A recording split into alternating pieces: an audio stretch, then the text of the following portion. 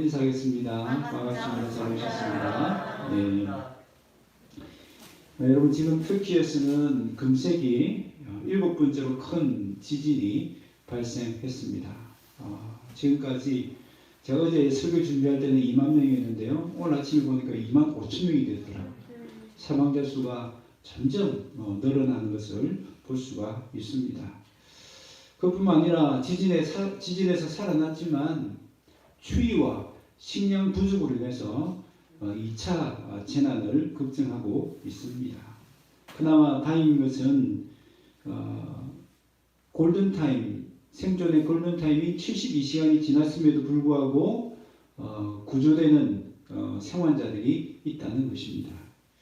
여러분 뉴스를 보면서 잔해더미에 깔려있는, 그래서 꼼짝도 못하는 안타까운 모습들을 우리 종종 보지 않습니까? 여러분 그들이 얼마나 갑갑하고 또 불안하고 두려웠겠습니까? 그들 곁에서 떠나지 않고 그들을 구조하기 위해서 안간힘을 쓰는 구조대의 모습이 참 인상적이었습니다. 그러다가 소중한 목숨을 건지면 주변의 모든 사람들이 함께 기뻐하는 것을 볼 수 있습니다. 그들 중에 어떤 사람들이 이렇게 얘기하더라고요. 야, 신은 살아있다. 정말 신께 감사한다. 그런 환호성도 보았습니다. 오늘 본문의 이야기가 이와 유사합니다. 예수님이 어느 집에서 말씀을 가르치실 때에 많은 사람들이 몰려들었습니다. 이유가 뭐겠습니까? 우리가 지금까지 살펴본 것처럼 예수님이 많은 병자들을 고치시고 말씀이 정말 권능이 있으니까 사람들이 몰려든 것입니다. 얼마나 많은 사람이 몰려들었는지 집에 문 입구가 다 막힐 정도였습니다. 그들 중에는 저 멀리서 예루살렘에서 온 바리새인들과 율법 교사들도 있었습니다. 그들이 왜 왔습니까? 예수님 말씀의 은혜를 받기 위해서 왔습니까? 아닙니다. 반대입니다. 예수님의 말씀에서 혹 잘못된 것이 있는가 감찰하기 위해서 나온 것입니다. 그때 오랫동안 중풍병으로 꼼짝없이 누워있던 이 불쌍한 사람을 4명의 친구가 예수님께로 데려옵니다. 왜 데려왔죠? 예수님만 만나면 내 친구를 살릴 수 있다는 믿음 가지고 온 것입니다. 그런데 예수님께 갈 수 있습니까? 없습니다. 집에 주변으로 사람이 얼마나 많은지 그 사람을 뚫고 지나가는 것은 불가능했습니다. 그래서 어떤 대안을 찾습니까? 그들은 그 집의 지붕으로 올라갑니다. 그 당시 지붕은요, 우리나라 이 지붕처럼 이게 된 게 아니고, 여러분 옥상 아시죠? 평평한 옥상. 그런 평평한 옥상으로 되어 있었습니다. 그리고 그 재질은 이런 시멘트가 아니고 진흙으로 되어 있어서 구멍을 뚫을 수도 있었습니다. 그래서 그들은 큰 구멍을 내었을 겁니다. 왜요? 그 침상쪽 달아내려야 되니까 조금 뚫어서 안 되잖아요. 아마 구멍을 크게 뚫었을 것 같아요. 그러다 보면 어떻습니까? 예수님과 그 안에 있는 사람 머리 위로 흙과 먼지들이 구두 떨어졌을 거예요. 한번 상상해 보세요. 사람들이 얼마나 놀랐겠어요. 갑자기 주먹이 막 뚫리고 흙먼지가 막 떨어지니까 아마 어떤 사람들은 욕을 했을 거예요. 지금 뭐 하는 짓이냐고. 지금 예수님 말씀을 전하는데 말씀 전하는 걸 방해하면 되냐고. 막 화를 내는 사람들도 있었을 거예요. 그런데 예수님은 어떻습니까? 예수님은 오히려 그들의 믿음을 보셨다라고 말씀합니다.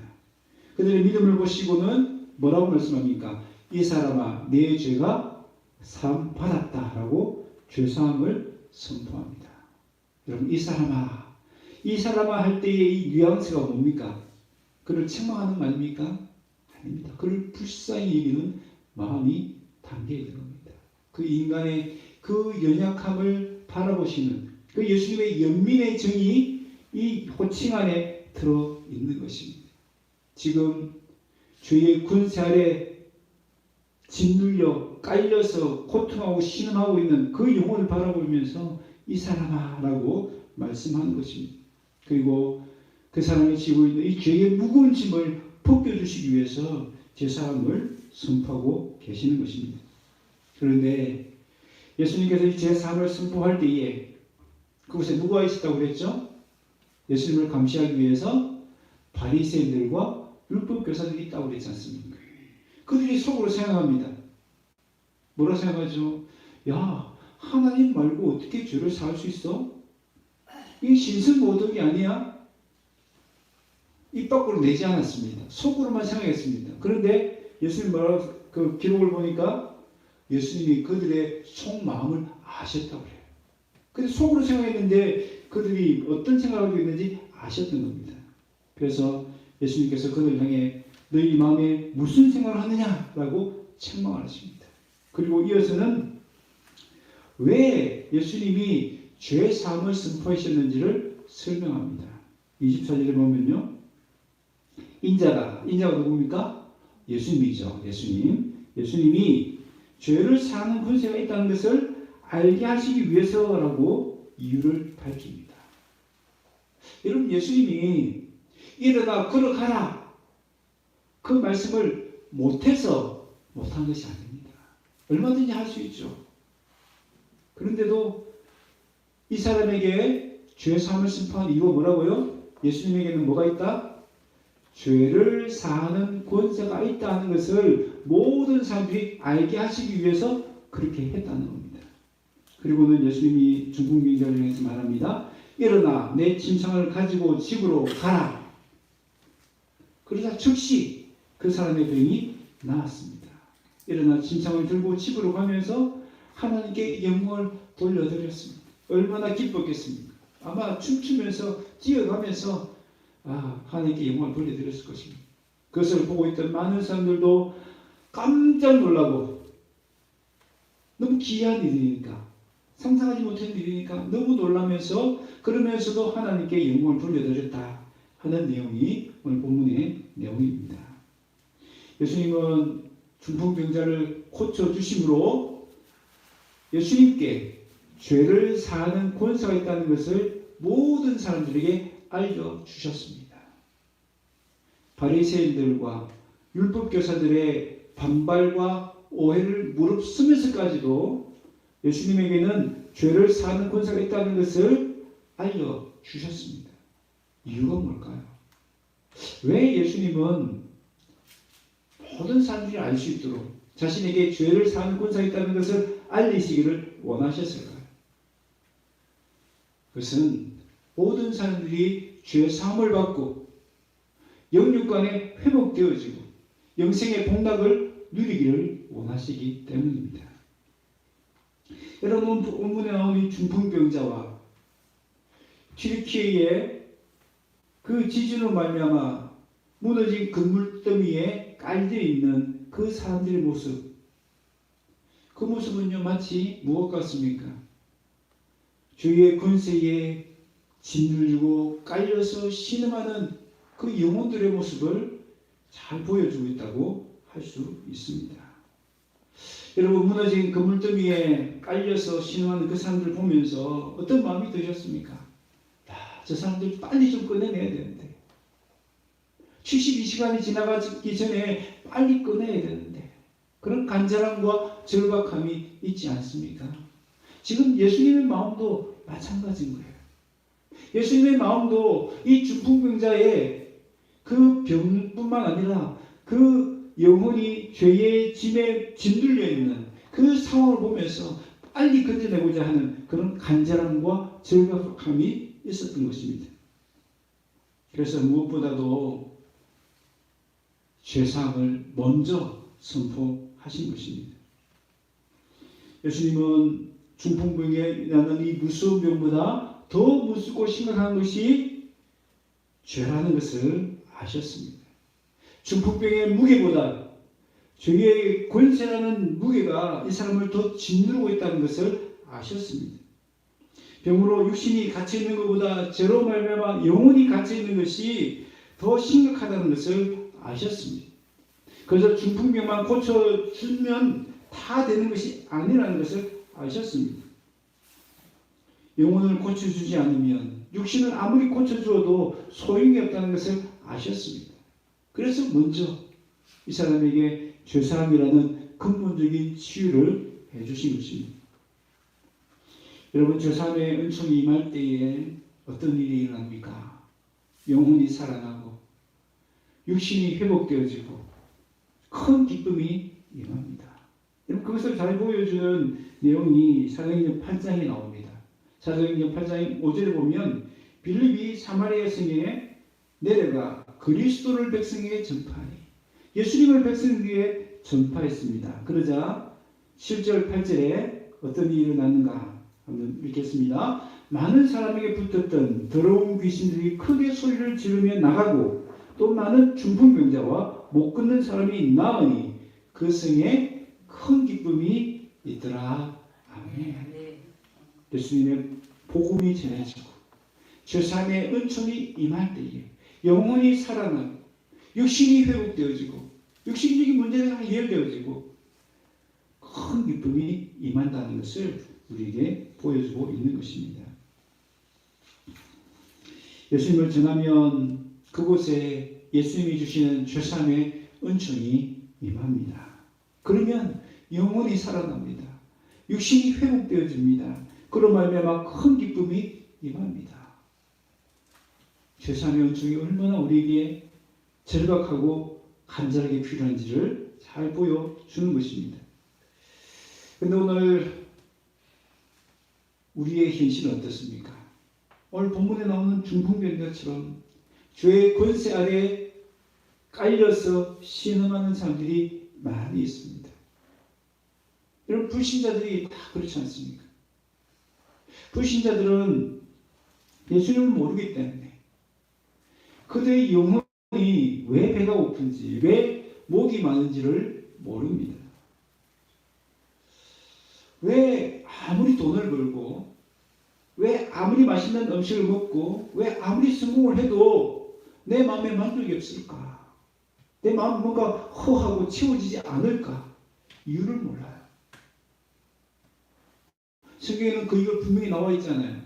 왜 그렇습니까? 그들의 영혼이 죄의 권세 아래 깔려있기 때문입니다. 짓눌려 있기 때문입니다. 여러분, 지진에 그 깔려있는 분들을 보세요. 그분들에게 기쁨이 있습니까? 그분들에게 뭘 준다고 해서 그들의 마음이 채워지겠습니까? 그 가운데서 건짐을 받아야 되지 않습니까? 중풍병자도 마찬가지죠. 영적인 문제가 해결되지 않으면 육적인 문제가 아무리 해결돼도 우리에게 큰 기쁨이 있을 수 없어요. 그 마음은 공허하고 허전하고 채워지지 않는 것 때문에 목마르고 배고플 수밖에 없습니다. 불신자는 그것을 모르기 때문에 엉뚱한 것을 찾아 헤매는 것이죠. 마치 사막에 신기루를 쫓아가듯이 헛된 것들을 쫓아가는 것을 볼 수가 있습니다. 아무런 쓸모없는 돈이나 인맥이나 권력이나 명예나 성공을 쫓아가는 것이죠. 여러분, 원하는 것이 손에 쥐어지지 않고 남들처럼 성공하지 못하기 때문에 사람들은 목마른 줄 압니다. 그 자리에, 그 높은 자리에 이르지 못한 모든 사람들은 그것만 채워지면 나의 목마름은, 내 영혼은 채워진다고 생각합니다. 그래서 여전히 목마름과 배고픔과 영적인 갈급함을 해결하지 못한 사람이 많이 있습니다. 그런데요, 더 놀라운 것은 그렇게 남들이 바라듯이 그 성공의 자리에 남들이 움켜쥐고 싶은 모든 것들을 움켜쥐었을 때에 그는 과연 행복한가? 만족이 있는가? 그렇지 않더라는 것이 여러분, 역사가 증명하고 우리 사회 속에서 얼마나 그런 모습들을 많이 봅니까? 어떻게 저런 부자가, 어떻게 저렇게 잘 나가는 사람이 자살을 하거나 그것이 채워지지 않아서 마약을 찾고 얼마나 그 범죄에 유혹이 넘어가는 것을 보지 않습니까? 이유가 딱 하나밖에 없습니다. 그들의 영혼이 채워지지 않았기 때문에, 그들의 영혼이 목마르기 때문에 다른 것으로 아무리 채워도 소용이 없는 겁니다. 그들을 향해서 오늘 본문은 말씀합니다. 그들의 영혼의 배고픔과 목마름을 해결할 수 있는 분, 그들의 영혼의 결박과 눌림을 풀어줄 수 있는 분은 오직 예수님밖에 없다. 그리고 예수님께 오라고 그들을 초청하고 계시는 겁니다. 또한 우리 성도들은 어떻습니까? 성도들 중에서도 이 제3의 은총을 온전히 누리지 못하는 분들이 종종 있습니다. 어떤 분들입니까? 이미 하나님 다 용서해 주셨는데 여전히 지난 그 죄의 죄책감을 가지고 살아가는 분들이 있습니다. 그래서 여전히 그 죄의 근사에 깔려서 신음하고 계시는 분이 있죠. 또 어떤 분들이 있습니까? 반복되는 죄를 끊지 못하고 여전히 그 죄의 굴레를 벗어나지 못해서 계속해서 그 죄의 근사 아래 깔려 신음하는 분들이 있다는 것입니다. 여러분, 제3의 은총은 마음에 자책한다고 해서 받을 수 있을까요? 아닙니다. 제3의 은총은 내가 선행을 많이 행하고 교회 봉사를 많이 하고 율법을 잘 지키면 받을 수 있을까요? 아닙니다. 히브리서 9장 22절을 보면 피 흘림이 없은즉 사함이 없다라고 말씀하셨습니다. 무슨 말입니까? 우리의 공로로는 우리가 아무리 노력해도 이 제3연충을 받을 수 있다 없다? 없다. 교회를 열심히 다니고 뭐 봉사를 많이 하고 율법을 지킨다고 해서 제3연충을 받는 것이 아니라 피 흘림이 있어야 된다. 이 피가 누구의 피입니까? 바로 예수님의 피입니다. 히브리서 9장 12절에 보면 염소와 송아지의 피로 아니하고 오직 자기 피로 바로 예수님의 피로 영원한 속죄를 이루셨다라고 말씀하셨습니다. 여러분, 예수님이 우리에게 주시는 죄사함은 그때뿐입니까? 아니면 영원합니까? 오늘 성경 보세요. 영원한 속죄를 이루셨다라고 말씀하셨습니다. 그래서 우리 하나님은 우리 죄를 용서해 주시고는 기억도 하지 않는다라고 말씀하셨습니다. 동이 수에서 먼 것처럼 멀리 떨어뜨린다라고 말씀하셨습니다. 그런데도 여전히 자신이 지은 그 과거의 죄 때문에 자책하고 마음 아파하고 그럴 필요가 있습니까? 없습니다. 이미 모든 죄가 다 용서받았다는 것을 믿고 주장해야 하는 것입니다. 히브리서 10장 18절에는 다시 죄를 위하여 제사 드릴 것이 없다라고 말씀하셨습니다. 이미 용서받은 그 죄를 위해서 다시 제사를 드릴 필요가 있다 없다? 없다는 겁니다. 이미 다 용서받았기 때문에. 여러분, 내 죄를 용서받기 위해서 내가 뭔가를 할 수 있는 것도 없고요. 할 필요도 없습니다. 이미 예수님이 다 해주셨습니다. 예수님의 보혈이면 충분합니다. 십자가에 흘리신 예수님의 보혈의 은혜를 믿고 의지하면 제3연충을 누릴 수 있습니다.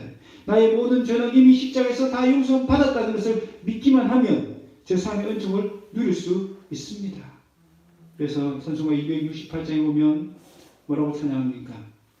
죄에서 자유를 얻게 하는 보혈의 능력, 주의 보혈, 시험을 이기는 승리되니 네, 놀라운 능력이로다. 여러분, 주님의 보혈이면 충분합니다. 주님의 그 보혈의 능력을 믿고 나아가기 하면 누구든지 제3연승을 누릴 수 있습니다. 또한 우리의 연약함 때문에 죄를 짓는 경우들이 있죠. 있습니다. 목사님 저도 그렇고요. 모든 성도들이 다 그렇습니다. 우리 연약하기 때문에. 그러나 그때마다 회개하기만 하면 우리 주님은 제3연승을 우리에게 주십니다. 이제부터라도 우리 주님의 그 보혈의 능력을 의지해서 제3의 은총을 누릴 수 있는 저와 여러분 다 되시기를 바랍니다. 여러분, 제3의 문제는요, 영원히 사느냐 죽느냐의 문제입니다. 다른 어떤 문제보다도 가장 중요하고 가장 시급하고 가장 절박하고 가장 간절한 문제가 바로 죄의 문제입니다. 여러분 인생에 지금 가장 큰 문제는 뭐예요? 어떤 분은 건강이, 어떤 분은 돈이, 어떤 분은 자녀가 문제일지 모르겠습니다. 그러나 그보다 더 중요한 문제가 죄의 문제입니다. 죄의 문제가 해결되지 않으면 우리 영혼의 문제가 결정되기 때문입니다. 죄를 해결하지 못하면 우리 하나님을 심판주로 만날 것입니다. 그러나 죄 사함의 은총을 받기만 하면 우리 하나님을 구원의 하나님으로 만나게 될 것입니다. 우리는 확실하게 죄의 문제를 해결해야 합니다. 여러분, 그러기 위해서는 어떻게 되죠? 예수님께로 나아가야 합니다. 오늘 본문에 나오는 이 중풍병자가 예수님께로 간 것처럼 예수님께로 가야 하는 것이죠. 그런데 어느 누구도 스스로의 힘으로는 예수님께 갈 수 없습니다. 이 중풍병자가 똑같아요. 4명의 친구가 반드시 필요합니다. 저도 그래요. 저도 어떻게 예수님을 만나고 예수님을 믿게 되었는가 가만히 돌아보면 많은 사람들의 도움과 기도가 있었음을 깨닫게 됩니다.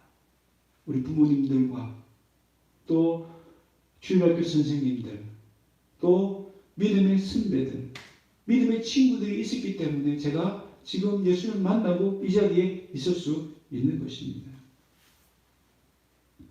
오늘 노인적으로 묶여있는 중풍병자와 같은 많은 이들이 있습니다. 지금 그들에게는 누가 필요합니까? 그들을 예수님께로 인도하는 이 4명의 친구들이 필요합니다.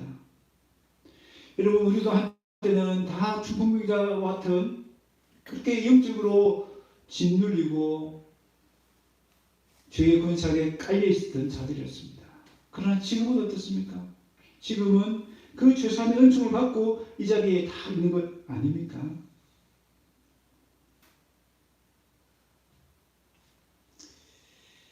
여러분, 오늘 본문에 보세요. 예수님께서 중풍병자를 향해서 일어나 내 짐승을 가지고 집으로 가라고 말씀하셨습니다.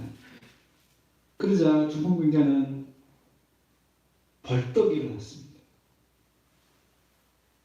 그리고 성경 보세요. 겨우겨우 걸어갔다라고 기록되어 있습니까? 아닙니다. 어디에서 힘이 났는지요? 그 침상을 들고 갔다. 내 친구가 들었던 그 침상을 자기가 직접 들고 가는 그 힘, 그 힘이 생긴 거예요. 여러분, 그것을 보여주는 그림이 있습니다. 지금 앞에 보이는 이 그림은요, 네덜란드의 무명의 화가가 그린 그림인데요. 자세히 보시면 이 중풍병자의 모습을 그린 그림인데, 제가 빨간색으로 표시한 그 부분을 가만히 보세요. 여러분, 오랫동안 중풍병으로 꼼짝없이 누워있었던 사람이 지금 저렇게 변한 겁니다. 여러분, 상식적으로 1년만 여러분 꼼짝없이 침대에 누워있으면 근육의 힘이 다 빠지지 않겠어요? 그런 사람이 갑자기 뿔떡이 일어나서 저렇게 막 힘을 쓸 수 있을까? 이 화가는 지금 뭘 자꾸 보여주려고 하는 거예요? 이 무뚝뚝 솟은 이 근육의 힘들을 보여주는 이유가 뭐겠습니까? 예수님은 단지 중풍병의 병만 고쳐주신 것이 아니고 그에게 죄를 사하는 권세를 통해서 그를 일으켜 주셨다는 것을 말씀하고 있는 겁니다. 단지 육신적으로 회복된 것이 아니라 영육혼이 온전히 회복되었다는 것을 보여주는 겁니다. 죄사함의 은총이 얼마나 놀라운 모습으로 우리 역사신지를 보여주는 겁니다. 이 사람에게 우리 하나님 주시는 힘과 능력, 영적인 힘과 능력이 생겼다는 것을 보여주는 것입니다. 우리 예수님 우리에게 주시는 구원의 모습이 바로 이와 같다는 것을 우리에게 보여주시는 것입니다.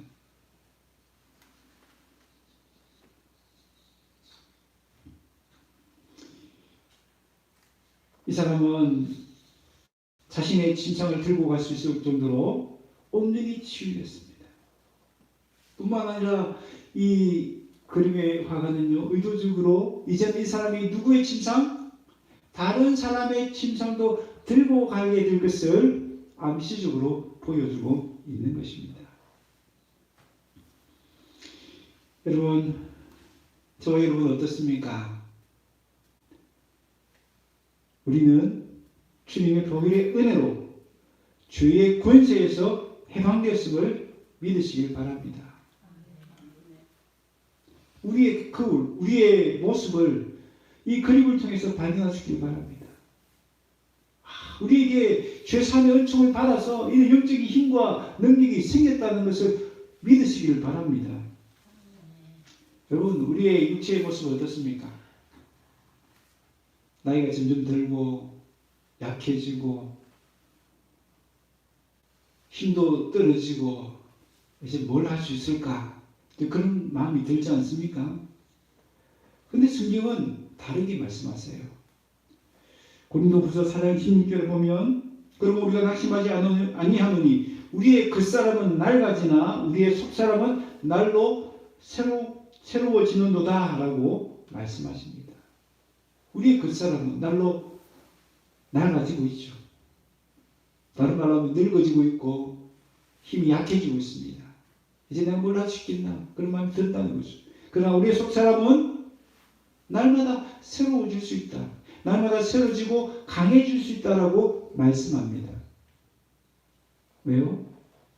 우리 죄의 근세에서 풀림을 당하고 그 제3의 은총을 누릴 수 있기 때문이다 라고 말씀하고 있습니다. 그럼 우리는 약한 나를 보지 마시고 내 영을 새롭게 하시고 강하게 하시는 우리 주님을 바라봐야 될 줄로 믿습니다. 네.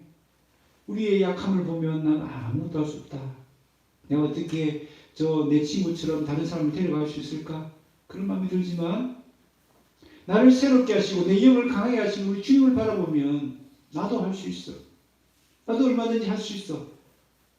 그런 자신감과 그런 용기가 생겨나게 될 것입니다.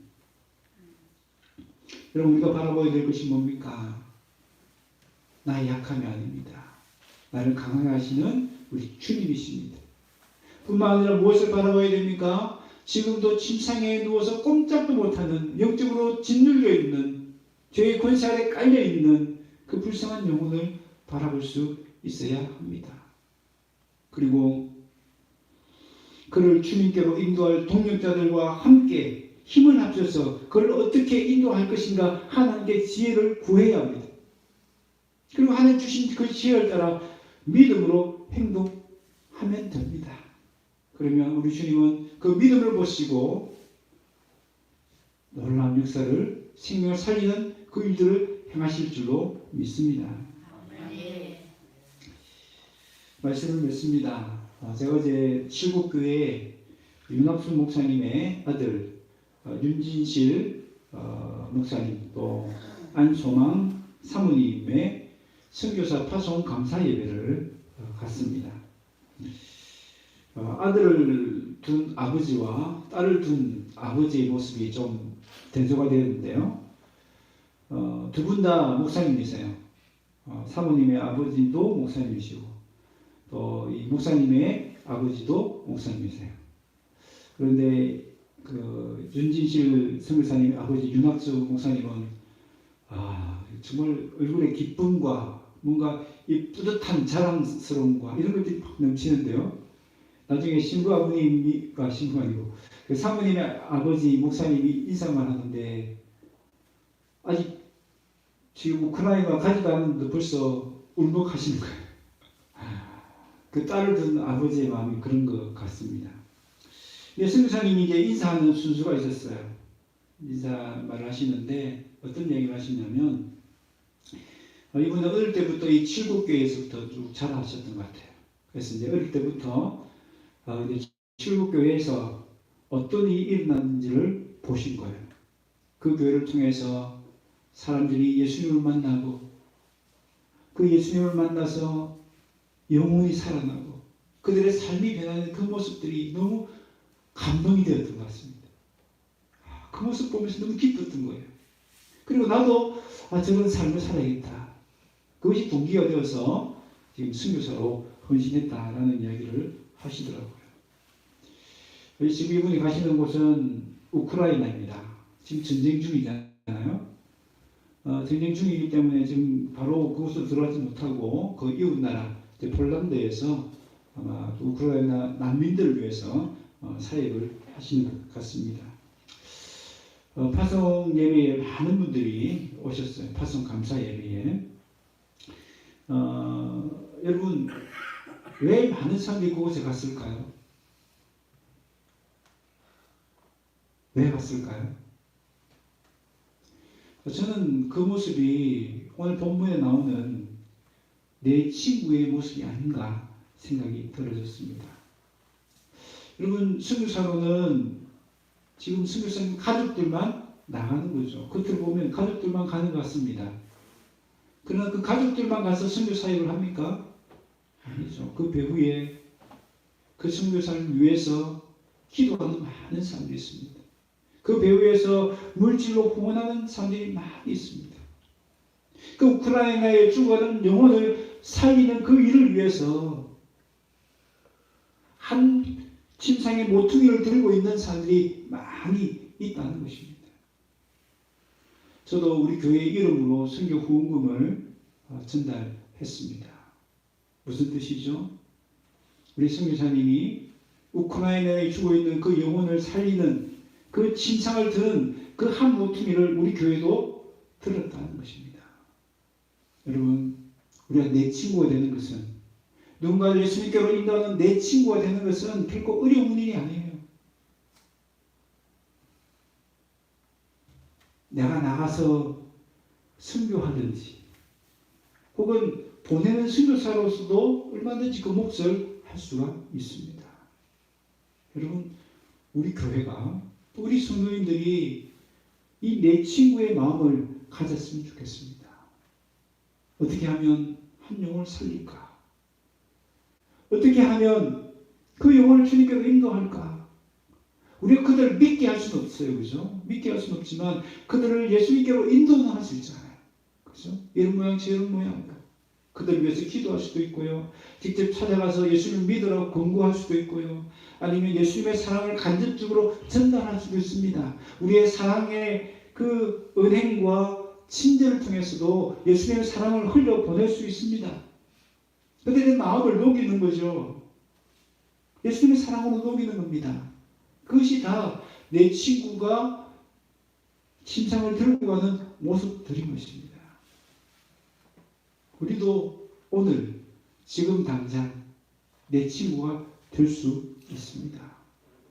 우리의 약함을 보면 할 수 없죠. 나는 뭐 교회 다닌 지 얼마 안 되고 신앙도 약하고 말씀도 잘 모르고 핑계를 찾으면 한도 끝도 없습니다. 그러나 나를 내 영을 새롭게 하시고 나를 강하게 하시는 주님을 바라보면 할 수 있습니다. 여러분 침상을 들고 갔던 그 아까 근육을 가진 그 사람의 모습이 바로 나의 모습입니다. 하나님에게 힘을 우리에게 주셨어요. 영혼을 인도하시는 그 영적인 힘을 우리에게 주셨어요. 이제 그걸 사용해야 되지 않겠습니까? 우리 주변에 마치 무너진 건물장 위에 깔려있는 같은 그런 영혼들이 많이 있습니다. 우리 주변에 있잖아요. 그냥 지나가지 마십시다. 우리가 보냄받은 구조대 아닙니까? 그들에게 보냄받은 구조대입니다. 우리가 지나가면 이 영혼은 그냥 죽을 수도 있습니다. 이제 그들에게 우리의 마음을, 우리의 손길을 내미십시다. 그를 위해서 기도하시고 그에게 직접 간접적으로 예수님의 사랑을 전하시고 우리 예수님을 전하십시다. 그럴 때에 영혼들이 살아나고 육신의 문제가 해결되고 사마리아 성에 큰 기쁨이 임했던 것처럼 이 불임 땅에도 큰 기쁨이 임할 줄로 믿습니다. 그에 다 쓰임받는 저와 여러분 다 되시기를 주의 이름으로 축원합니다. 우리 이 시간에